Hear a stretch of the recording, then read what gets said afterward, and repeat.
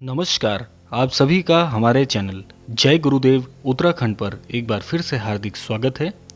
जैसा कि आप सभी जानते हैं, हमारे चैनल के माध्यम से महाराज जी से संबंधित अद्भुत कथाओं एवं विशेषांकों का प्रसारण किया जा रहा है।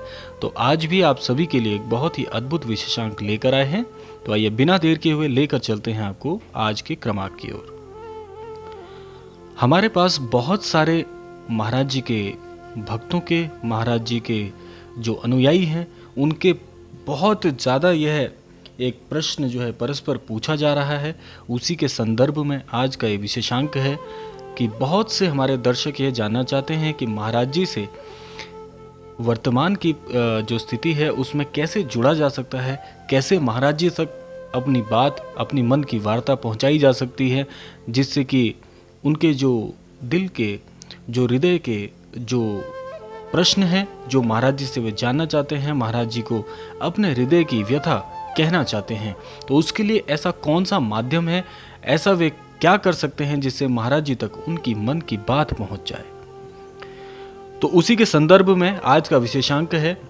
जैसा कि मैंने पहले भी कुछ क्रमांकों में इस बात को आंशिक तौर पर बताया है कि महाराज जी ने स्वयं इस बात को कहा था कि उनकी तस्वीर, उनके जो छवि चित्र हैं, उनके आगे कही जाने वाली प्रत्येक प्रार्थनाओं को महाराज जी व्यक्तिगत तौर पर सुनते हैं और उस पर विचार करते हैं, और उसी के आधार पर अपने भक्तों के, अपने अनुयायियों के जो मार्गदर्शन है वह महाराज जी स्वयं देखते हैं।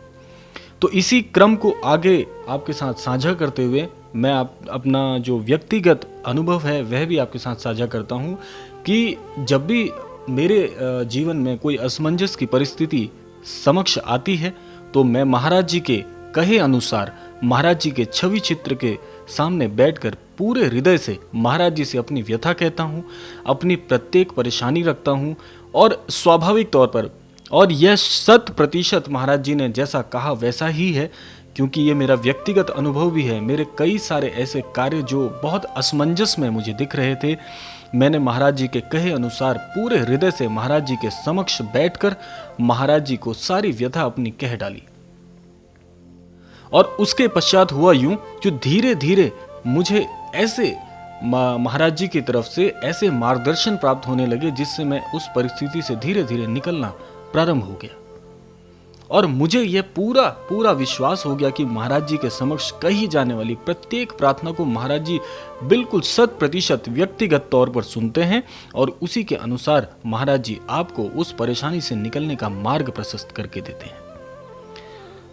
देखिए, इसमें आपको बहुत सारे महाराज जी से अनुभव प्राप्त होंगे कि आपको ऐसा नहीं होगा कि एकदम से आपको कोई चमत्कारिक रूप से, और ऐसा हो भी सकता है, लेकिन आप चमत्कारिक रूप से ये कभी मत सोचिएगा कि तुरंत आपने कहा और तुरंत वे कार्य हो जाएगा। मैंने कहा कि मार्गदर्शन आपको प्राप्त होगा, और निश्चित तौर पर महाराज जी, ये तो आपकी अपनी श्रद्धा है, अपना भाव है कि आप अपनी परेशानी को, अपनी किसी व्यथा को, असमंजस की परिस्थिति को महाराज जी के समक्ष कैसे रखते हैं।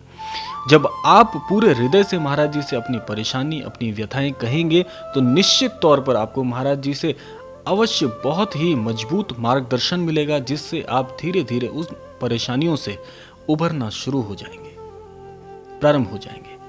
तो आप यही कीजिएगा कि अभी यदि आपके मस्तिष्क में कोई परेशानी, कोई असमंजस की स्थिति है, तो आप महाराज जी से बिल्कुल शांत मन होकर महाराज जी के समक्ष बैठिए, महाराज जी से प्रार्थना स्वरूप में अपनी वह बात कहिए। उससे आपको क्या होगा कि आपके हृदय में जो भार था वह महाराज जी के समक्ष कहने से एक तो वह भार हल्का हो जाएगा, और महाराज जी को कही हुई उस बात पर महाराज जी स्वयं विचार कर आपको मार्गदर्शन अवश्य देंगे। और आप में से ही कई ऐसे हमारे दर्शक होंगे जो अपनी जो प्रतिक्रियाएं हैं उनमें ये मुझे अवश्य बताएंगे कि मेरी परेशानी का जो हल है वह महाराज जी ने आपको दे दिया। ऐसा मेरा विश्वास कहता है। आप एक बार इस महाराज जी की बताई हुई, ये महाराज जी ने स्वयं कहा है, तो महाराज जी के वाक्य 100% सत्य हैं, वे झूठे नहीं हो सकते हैं। तो आप इस बात को आजमाइए, और उसके बाद आप मुझे प्रतिक्रियाएं अवश्य भेजिएगा। आपकी प्रतिक्रियाएं हमारे लिए बहुत उपयोगी होती हैं। तो आज से, अभी से इस प्रकार से आप महाराज जी से अपनी बात कह सकते हैं। तो यह था आज का क्रमांक जिसमें मैंने आपको व्यक्तिगत तौर पर इस विषय में जानकारी दी है। आप इसको आजमाइए, अपने जीवन में लेकर आइए, निश्चित तौर पर आपको आपकी परेशानी का हल महाराज जी से प्राप्त होगा। तो यह था आज का क्रमांक। मिलते हैं आपसे अगले क्रमांक में, तब तक के लिए जय श्री राम, जय गुरुदेव, जय उत्तराखंड।